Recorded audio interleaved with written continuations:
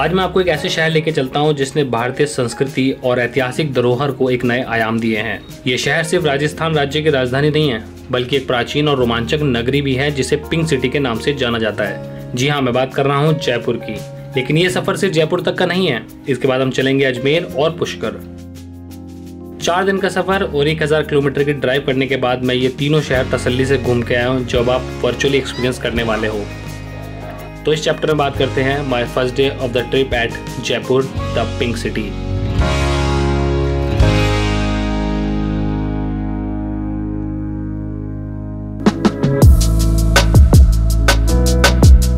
दिल्ली से जयपुर करीब 296 किलोमीटर दूर है, जहां कार से पहुंचने में 5 घंटे लगते हैं। कहते हैं मंजिल से भी ज़्यादा खूबसूरत होता है सफ़र, और अपने इस सफ़र को बेहतर से बेहतरीन बनाने के लिए मैंने चुना था दिल्ली मुंबई एक्सप्रेसवे।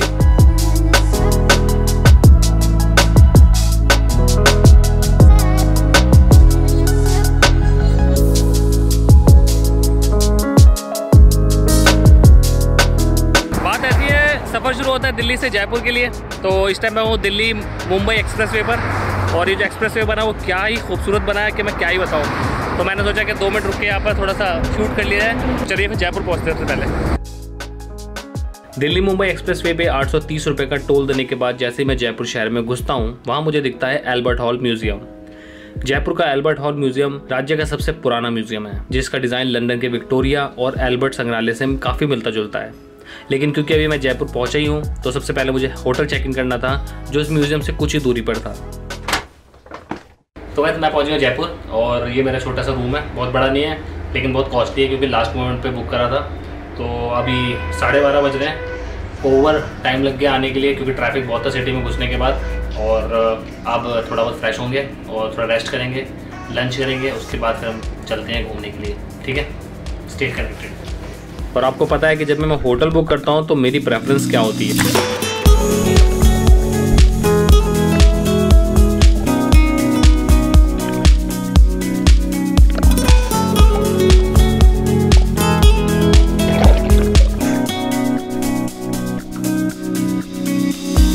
पूल में डुबकी लगाने के बाद मैं निकलता हूँ सबसे पहले जयपुर के फेमस टूरिस्ट स्पॉट हवा महल। हाय गाइस, तो मैं पहुँच गया हूँ जयपुर के हवा महल। और अगर आप जयपुर आएँ और आपने हवा महल नहीं देखा तो फिर आपकी ट्रिप जो है वो इनकम्प्लीट कहलाएगी।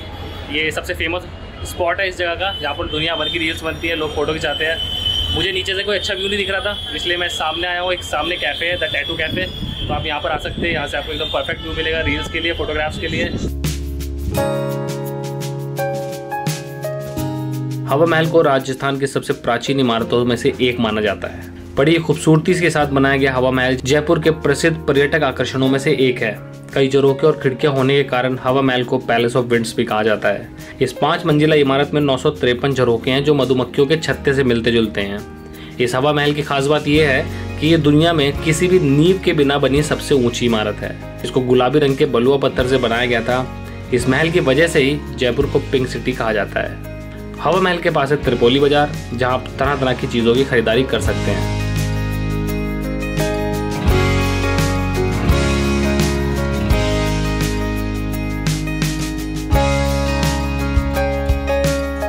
हवा महल के बाद चलते हैं जयपुर के सबसे बड़े किले की ओर, जिसका नाम है नाहरगढ़ फोर्ट।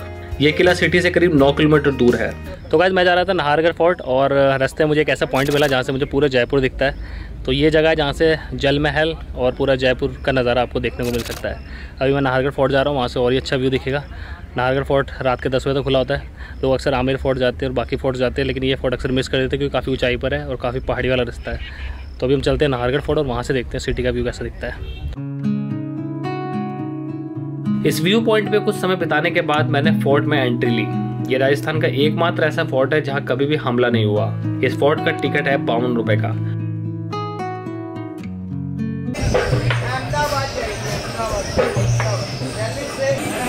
क्या बात है?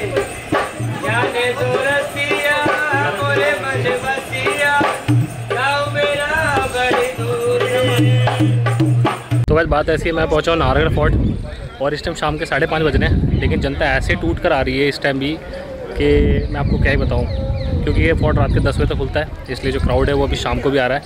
और अचानक से मौसम बहुत अच्छा हो गया, बादल आ गए हैं, धूप चली गई है, तो घूमने का मज़ा और भी आ रहा है। ये जो फोर्ट है बहुत ही बड़ा है, बहुत ही ऊंचाई पर है। 9-10 किलोमीटर मुझे जो है कार से ड्राइव करके ऊपर आना पड़ा है। तो अगर आप आते हो तो इस पॉइंट को ज़रूर मत मिस करना, क्योंकि मोस्टली लोग आमेर फोर्ट जरूर जाते हैं लेकिन नाहरगढ़ फोर्ट नहीं जाते हैं। तो इस किले की अलग ही वाइब है। तो just visit this place and let me know in the comment section if you have already seen this place.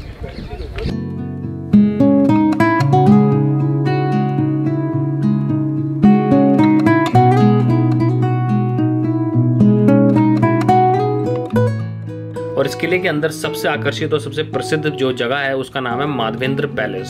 शाम के टाइम इस फोर्ट में बहुत रौनक थी और जब मैंने इस फोर्ट के ऊपर से जयपुर शहर का नज़ारा देखा तो वो कुछ ऐसा दिखता था।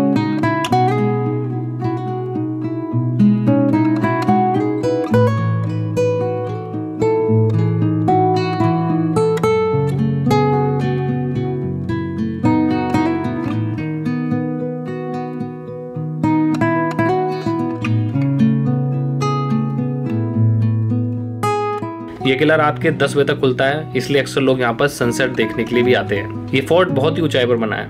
यहाँ से आमेर फोर्ट की तरफ एक लंबी दीवार बनाई गई है जो कुछ हद तक ग्रेट वॉल ऑफ चाइना से मिलती जुलती है। आमेर फोर्ट नाहरगढ़ फोर्ट से कुछ ही दूरी पर बना हुआ है। जयपुर आने वाला हर ट्रैवलर आमेर फोर्ट को जरूर देखना चाहता है, लेकिन आमेर फोर्ट में पहले घूम चुका हूँ, इसलिए इस ट्रिप पर मैं आमेर फोर्ट नहीं जा रहा, मैं सिर्फ नाहरगढ़ फोर्ट आया था। नाहरगढ़ फोर्ट घूमने के बाद मैं पहुंचता हूं जल महल। जल महल राजपूत वास्तुकला का एक शानदार उदाहरण है। 5 मंजिला इस जल महल की सबसे खास बात यह है कि इसकी सिर्फ 1 मंजिल पानी के ऊपर दिखती है, जबकि बाकी 4 मंजिल पानी के नीचे है। तो इस टाइम मैं पहुंचा हूं जल महल। पीछे आप जल महल देख रहे हैं और जल महल के यहाँ पर बड़ी रौनक है, काफ़ी बाजार वजार लगा हुआ है। तो सोचा थोड़ा खा पी ले जाए। दोपहर का लंच किया था हवा महल में, तो उसके बाद से कुछ खाया नहीं है। मौसम बड़ा मस्त हो गया है। मुझे एक्सपेक्ट नहीं था कि गर्मी पड़ रही होगी तो शायद मुझे दिक्कत होगी, लेकिन मौसम बड़ा सुहाना है। तो अगर आप अगर आपका नियत बन जाती है कहीं जाने की तो ऊपर वाला भी साथ दे ही देता है ना। ये नाहरगढ़ फोर्ट बहुत ऊंचाई पर है, तो वहाँ से आते आते करीब 40 मिनट लग चुके हैं। तो कुछ खाते पीते हैं, उसके बाद फिर होटल की तरफ चलते हैं। शाम के वक्त जल महल के आसपास बहुत ही हैपनिंग सा एनवायरनमेंट था। लोग जयपुरी ड्रेस में फ़ोटो खिंचवा रहे थे, एक तरफ जादूगर का शो चल रहा था, थोड़ी थोड़ी दूर पे दुकानें लगी हुई थी। या मैंने कुछ वक्त तसल्ली से बिताया क्योंकि अब शाम हो गई थी और मुझे वापस होटल जाना था। आज इस ट्रिप का पहला दिन था। लॉन्ग ड्राइव की वजह से थोड़ी बहुत थकावट भी हो गई थी, लेकिन इस शहर में मज़ा आ रहा था। जयपुर आए हो जल महल देखने के लिए, तो यहाँ पर आप मछली को खाना भी खिला सकते हो। ये 10 रुपये की प्लेट है। हाँ बस मछलियाँ भी खुश और आप भी खुश, बढ़िया।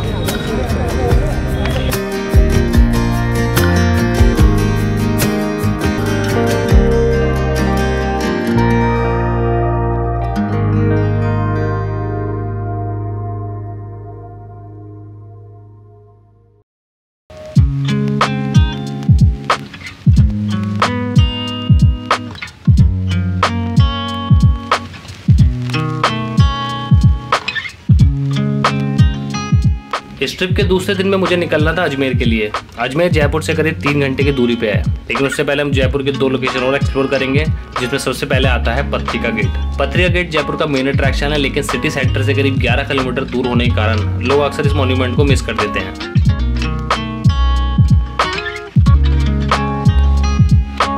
Good morning. तो आज है संडे की सुबह 13 अगस्त और मैं इस टाइम हूँ जयपुर में। कल का दिन बहुत हेक्टिक था। कल मैं त्रिपोली बाजार के ट्रैफिक में फंस चुका था और करीब मुझे 1.5 घंटा लगा अपने होटल तक पहुंचने के लिए। इसके अलावा कल मैंने बहुत ड्राइव करी, जिससे मेरे पैर में क्लच दबा के दर्द हो गया है और बड़ा ख़तरनाक सोया हूँ आज। तो मैं उठते उठते लेट हो गया हूँ। इस टाइम बज रहे सुबह के 8 और मैं पहुँचा हूँ पत्रिका गेट। ये एक वेल नोन, जो मेरे पीछे देख रहे हो, एक वेल नोन लोकेशन है और काफ़ी लोग यहाँ पर पहुँचते हैं इंस्टाग्राम रील्स बनाने के लिए, फ़ोटो खिंचाने के लिए। और जो यहाँ से रास्ता है वो काफ़ी खुला सा है, मतलब काफ़ी अच्छी सड़कें हैं, दिल्ली की तरह माहौल है। कुछ सेंट्रल सेक्रेटरीट और ऑफिसेज भी बने हुए थे, तो जो रूट है वो बहुत अच्छा था। तो अब हम घूमते हैं पत्रिका, फ़ोटो खिंचाता हूँ यहाँ पर और थोड़ी सिनेमैटिक फुटेजेस लेता हूँ और उसके बाद फिर मैं आगे चलता हूँ। ठीक है।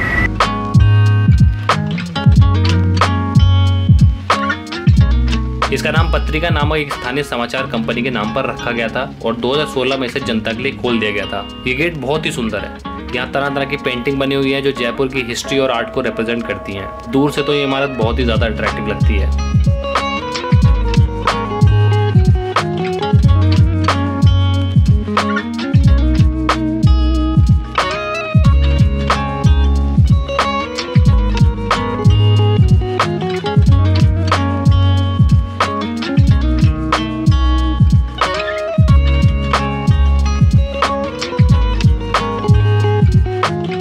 तो गाइस ये था पत्रिका गेट और बहुत ही खूबसूरत जगह है। आज इंडिपेंडेंस डे की थोड़ी सी फील नज़र आ रही है क्योंकि आज 13 तारीख है।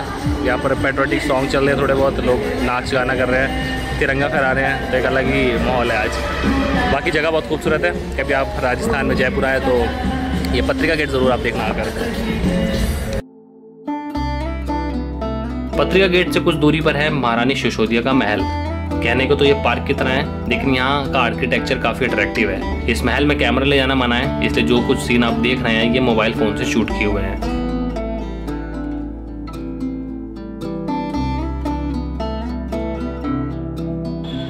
तो गाइस मैं इस टाइम पहुँच गया हूँ रानी सिसोदिया का महल।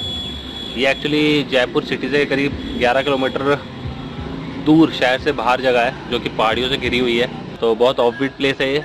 इसका एंट्री टिकट है 55 रुपये, जबकि यहाँ पर ऐसा कुछ खास इन्होंने कुछ मतलब बनाया नहीं है जो देखने लायक हो। It's just a garden, but ये है कि आप यहाँ पर क्वालिटी टाइम स्पेंड कर सकते हो। कैमराज अलाउड नहीं है, कैमरे की बहुत हैवी फीस रखी हुई है। शायद यहाँ पर प्री वेड या वेडिंग शूट के लिए लोग आते होंगे, तो इस वजह से तो यहाँ पर आप मोबाइल से ही शूट कर सकते हैं, जो थोड़ा बहुत है।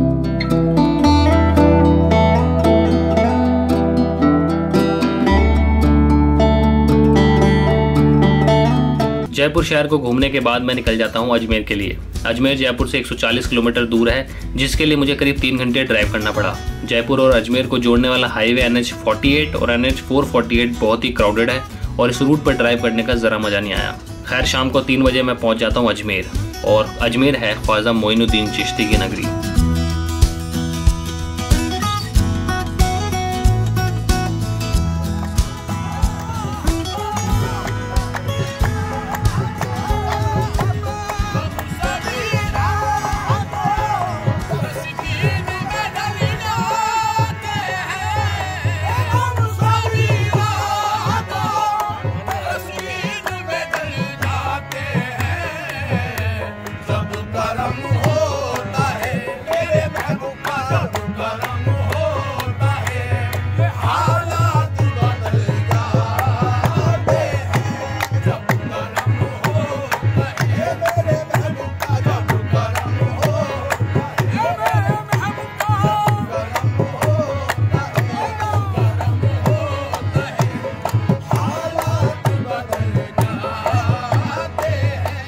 अजमेर शरीफ की दरगाह पूरे देश में प्रसिद्ध है। ख्वाजा मोइनुद्दीन चिश्ती एक प्रसिद्ध सूफी संत होने के साथ साथ इस्लामिक विद्वान थे। यहाँ हर धर्म के लोग आते हैं अपनी मन्नत पूरी करवाने, और ऐसा कहते हैं कि यहाँ मांगी गई दुआ ज़रूर पूरी होती है।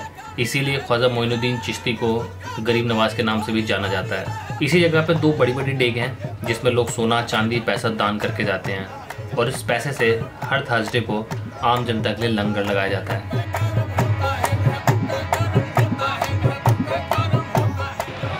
तो भाई बात ऐसी है कि ये जो ट्रिप है मेरा बहुत लंबा ट्रिप है। आज मेरे सफ़र का दूसरा दिन है और मैं पहुंचा हूँ अजमेर शरीफ ख्वाजा गरीब नवाज की दरगाह।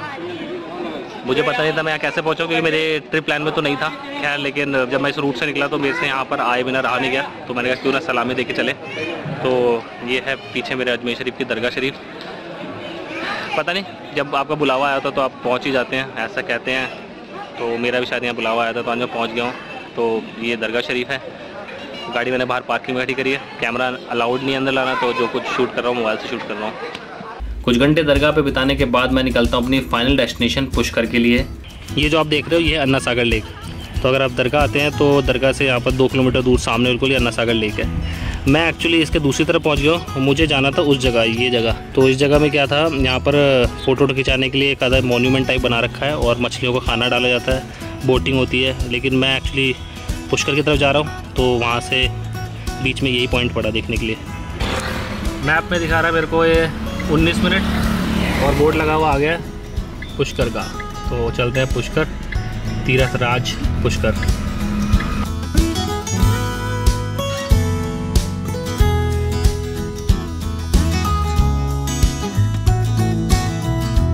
तो गाइस अगर आप अजमेर से पुष्कर जा रहे हैं तो रास्ते में आपको मिलेगी महाराणा प्रताप सिंह की ये प्रतिमा, जो कि बिल्कुल टॉप पर लगाई गई है पहाड़ों के साथ, और यहाँ पर खड़े होकर पूरे अजमेर शहर का नज़ारा दिखता है।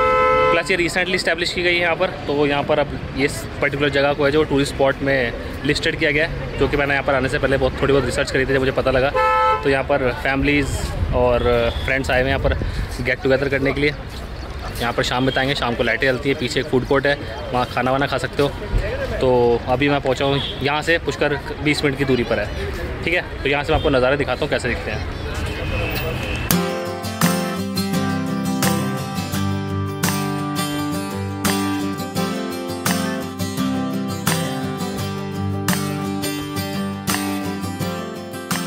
महाराणा प्रताप सिंह की ये मूर्ति काफ़ी ऊंचाई पर लगाई गई है, जहां से पूरे अजमेर शहर को एक नज़र में देखा जा सकता है। शाम के टाइम यहाँ काफ़ी लोग आए हुए थे। यहाँ एक दो कैफ़े भी खुल गए हैं, लेकिन अभी वो चालू नहीं है, वरना यहाँ बैठकर एक कप चाय का लुत्फ लिया जा सकता था। इस जगह कुछ टाइम बिताने के बाद मैं निकलता हूँ अपनी ट्रिप की लास्ट डेस्टिनेशन पुष्कर के लिए। पुष्कर एक ऐसी जगह है जहाँ हर ट्रैवलर एक बार ज़रूर जाना चाहेगा। क्या खास है पुष्कर में, क्यों आपको वहाँ जाना चाहिए, ये जानने के लिए जुड़े रहिए मेरे साथ मेरी इस जर्नी में। अगले चैप्टर में मिलते हैं भारत के सबसे प्राचीन शहर पुष्कर में।